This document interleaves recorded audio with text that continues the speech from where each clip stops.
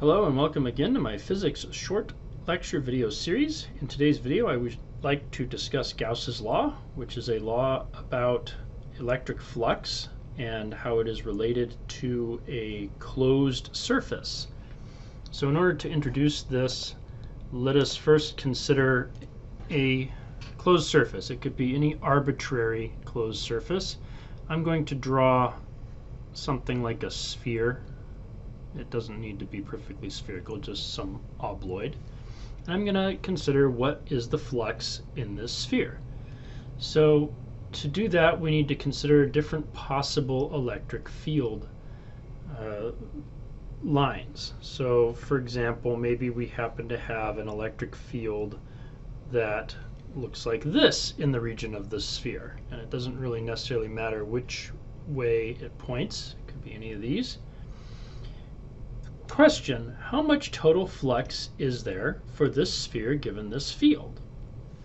Well, as per our last discussion, the number of field lines passing through the surface should be proportional to the flux, and anything going in has a negative flux, anything going out has a positive flux. That means that we should be able to get the total flux for an arbitrary field, just roughly, by counting how many lines go in and subtracting that number from how many lines come out. So going in, I see 1, 2, 3, 4. Coming out, I see 1, 2, 3, 4. So in this case, the total flux from the E field is equal to 0. Same number of lines goes in as comes out. Now we can choose other arrangements, other geometries. Maybe we happen to have a more linear looking field or a more uniform looking field where the field lines are straight lines. You'll notice that again the same number go in as come out. I can try a system where maybe I have a different geometry, like instead of a sphere maybe I happen to have a cube, and same story is going to be true. As long as I have field lines coming from one direction going to the other direction, originating outside and not terminating inside, I will end up with 0 flux. And again, this even works if I have a coherent looking set of field lines that maybe spread out, or alternatively that converge. So diverging or converging field lines is going to be the same story. Let's say, for example, that I happen to have field lines that are diverging like so from, for example, a point charge. So these field lines are diverging from the point charge. I still end up with the same number going in as coming out. Doesn't matter how many of these I draw, as long as this point charge is somewhere outside of this, I still end up with a flux of 0. But notice here that I've said something very important. As long as my source is outside of my surface, I will end up with 0 flux. So now let's consider another case. What if, instead of starting from outside, what if I have a source that is placed on the inside of the surface? So here is my surface again. Let's give ourselves a point charge located here. This may be the middle of the surface. Maybe it's a positive point charge, for example. So for that, I might draw field lines that look like this. Now notice that every one of these field lines starts on this point that's inside of the surface and punctures outward. This means that I have a non-zero flux. The flux from the E field is no longer 0. I have a net number pointing out. If I replace this with a negative charge, then I would have a net number pointing in.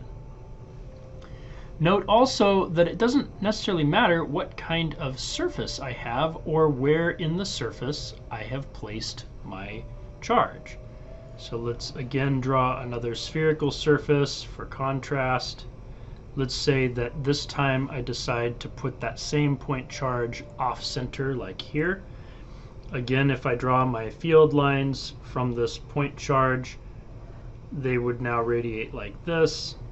If I look at these two cases, there's nowhere for these to terminate inside of the surface.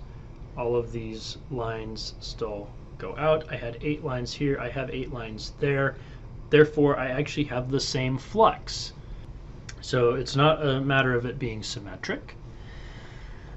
And again, I could also have something of different geometry, or for that matter, something of different size. For example, if I chose this sphere right here, which is obviously much smaller than the first sphere, I still have 8 lines pointing out, therefore I still have the same flux.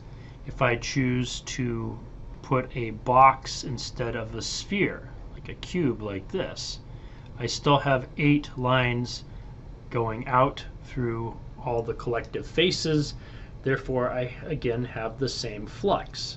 We can summarize these findings by using what is called Gauss's law.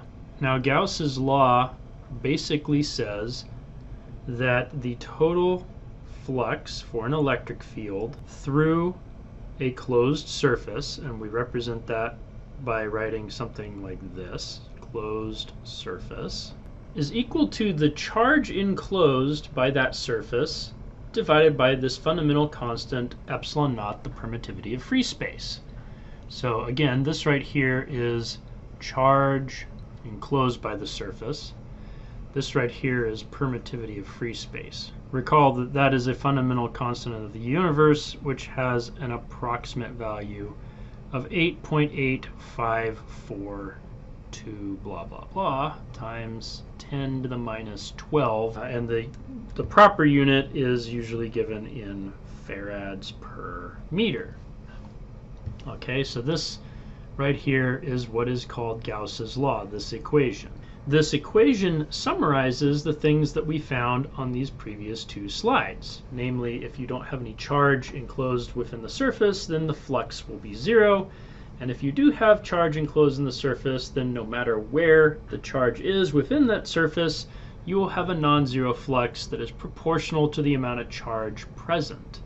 Typically, we use Gauss's law to, in retrospect, determine what the electric field is for a configuration. And we can do this for something simple like a single point charge, or we could do it for something more complex like a long line of charge, or a plane of charge, or a uniform sphere of charge. So for example, let's consider just a single point charge. So here's my single point charge.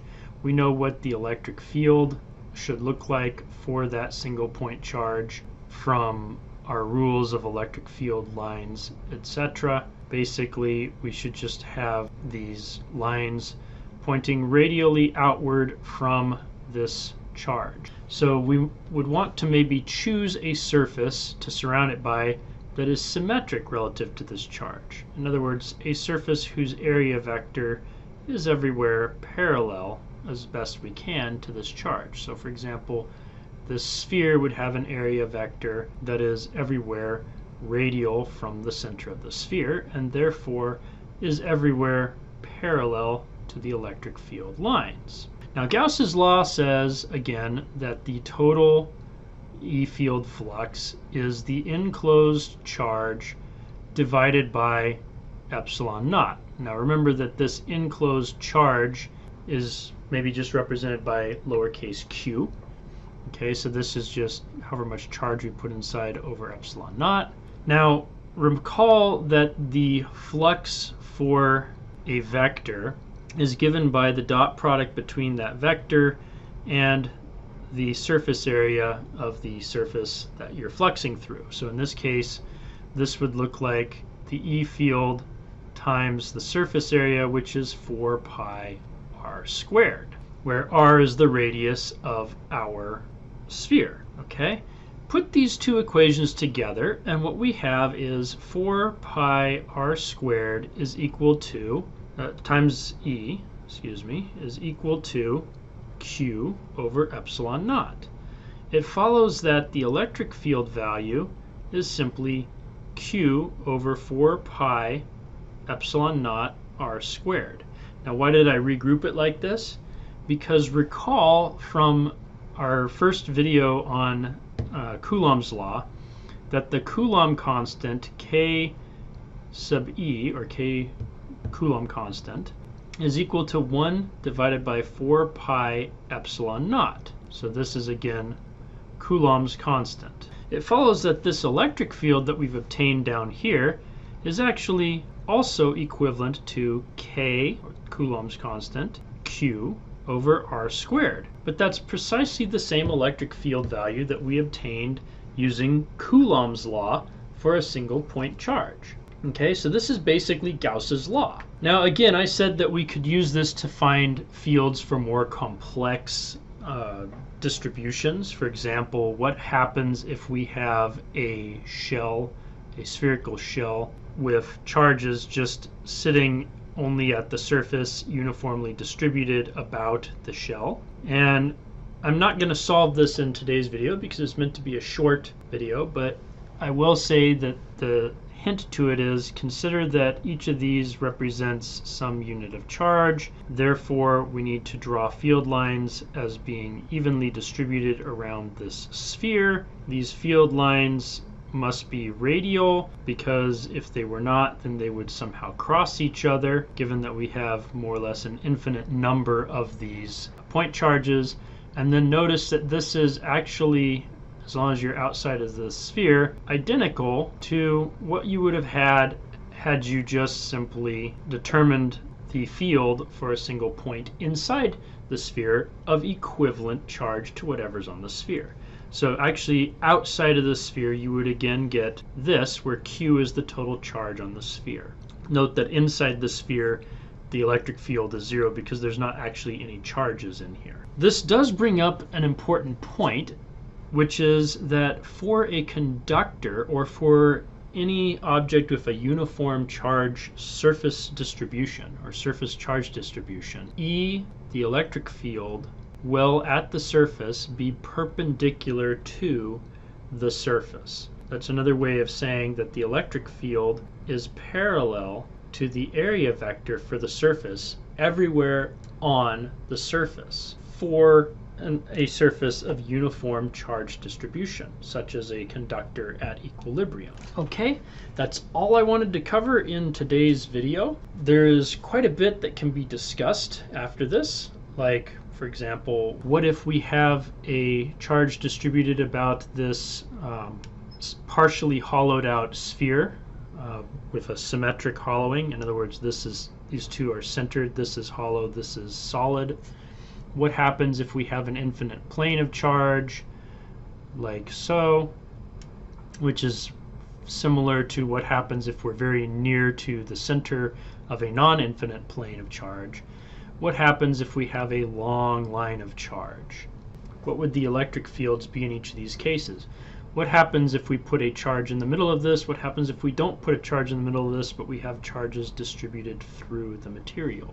What happens if we have more than one sphere near to each other? What happens if we have more than one plane near to each other? These are all things that you might consider and that Gauss's law will help you to solve. I'm not going to do them today because I'm trying to keep this video relatively short. So that is all that I want to do in today's video. I hope that you find it helpful, and I also hope that you think some about these other problems as well. Thanks for watching.